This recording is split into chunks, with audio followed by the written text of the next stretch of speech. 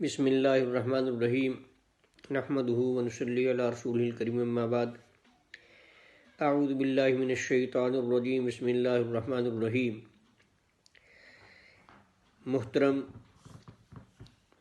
سامعین اور ناظرین اکرام، گزشتہ درس کے اندر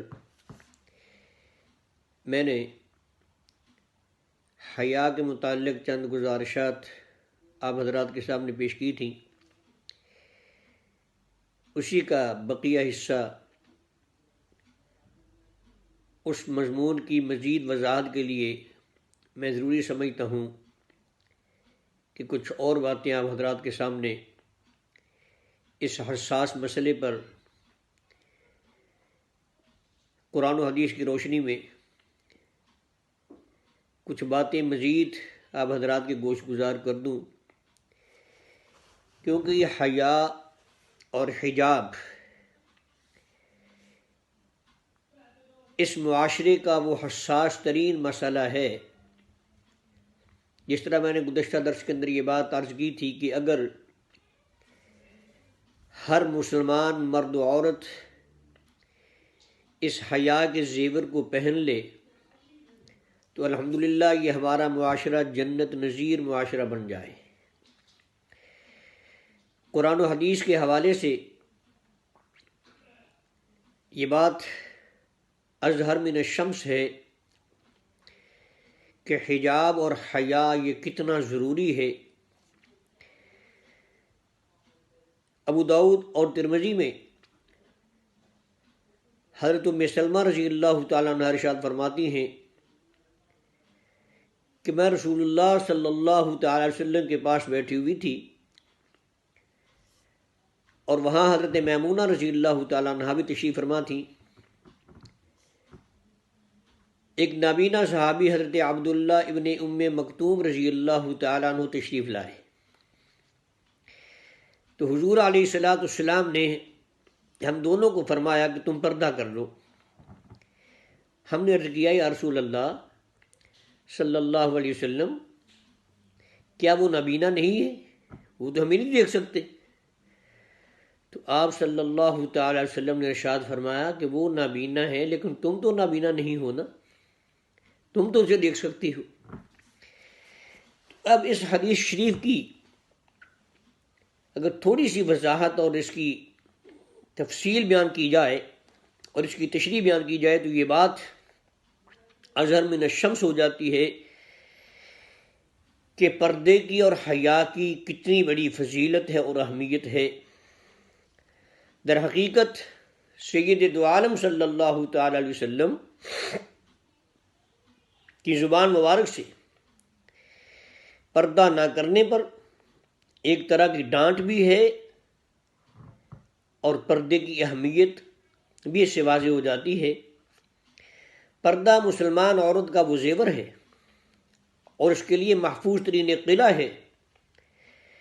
جس طرح مردوں کو حکم ہے کہ وہ نامحرم اور بے حجاب بے پردہ عورتوں کو نہ دیکھیں، اسی طرح عورتوں کو بھی حکم ہے کہ وہ غیر محرم مردوں کو ہرگز نہ دیکھیں۔ اب دیکھ لیں کہ حضرت عبداللہ ابن ام مکتوم رضی اللہ تعالیٰ عنہ نابینا صحابی تھے، مگر حضور علیہ الصلاۃ والسلام کی غیرت نے یہ بات گوارا نہیں فرمائی کہ وہ اگر وہ نہیں دیکھ سکتی، ازواج مطہرات تو دیکھ رہی ہیں۔ اس مسئلے سے یہ بات بھی واضح ہو جاتی ہے کہ عورتوں کو مردوں کو جس طرح مردوں کو یہ حکم ہے کہ وہ نامحرم عورتوں کو نہ دیکھیں، اسی طرح عورتوں کو بھی یہ حکم ہے کہ وہ نامحرم مردوں کو ہرگز نہ دیکھیں۔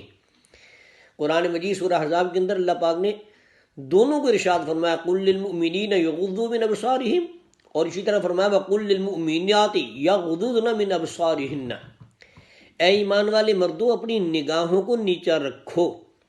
اسی طرح مومنہ عورتوں کو ارشاد فرمایا کہ اے ایمان والی عورتوں تم بھی اپنی نگاہوں کو نیچا رکھا کرو۔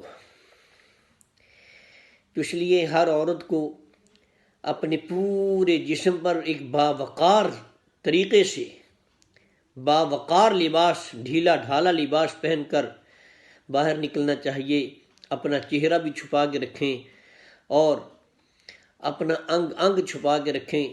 باحیا عورتوں کا کردار ہمیشہ سے یہی رہا ہے کہ وہ ہمیشہ اپنے چہرے کو بھی چھپا کے باہر نکلتی، حتیٰ کہ بہت ساری باحیا عورتیں، با کردار عورتیں ایسی دیکھی گئیں کہ ماشاءاللہ وہ جب باہر نکلتی تو پورے جسم پر برقع اوڑھ کے، چہرہ چھپا کر، حتیٰ کہ ہاتھوں پہ گلوز پہن کر، پاؤں میں بند جوتا پہن کے نکلا کرتی تھیں کہ ہمارے جسم کا کوئی حصہ بھی مردوں کے سامنے ننگا نہ ہو جائے۔ اور باحیا عورت کا یہی کردار ہونا چاہیے۔ شیطان نے قسم کھائی تھی جب اس کو جنت سے نکالا گیا کہ میں ان کو گمراہ کروں گا، لیکن اللہ نے فرمایا جو میرے ماننے والے ہوں گے وہ تیرے جھانسے میں نہیں آئیں گے، تیرے چکر میں نہیں آئیں گے۔ اب ظاہری بات ہے کہ شیطان کا ایک چکر ہے جو چلایا ہوا۔ حضور علیہ الصلوۃ والسلام کا فرمان بھی ہے النساء حبائل الشیطان، کہ عورتیں شیطان کا جال ہیں۔ تو ہر عورت پر یہ لازم ہے کہ وہ شیطان کا جال بننے سے اپنے آپ کو محفوظ رکھے، اور باحیا با کردار رہ کر معاشرے کو ایک خوبصورت سبق دیا جا سکتا ہے۔ اور بہت بڑا فتنہ جو ہے وہ اس بات سے ختم ہو سکتا ہے کہ عورتیں اپنے آپ کو باوقار طریقے سے باحیا رہ کر اپنے گھر کے اندر، اپنے معاشرے کے اندر، اپنے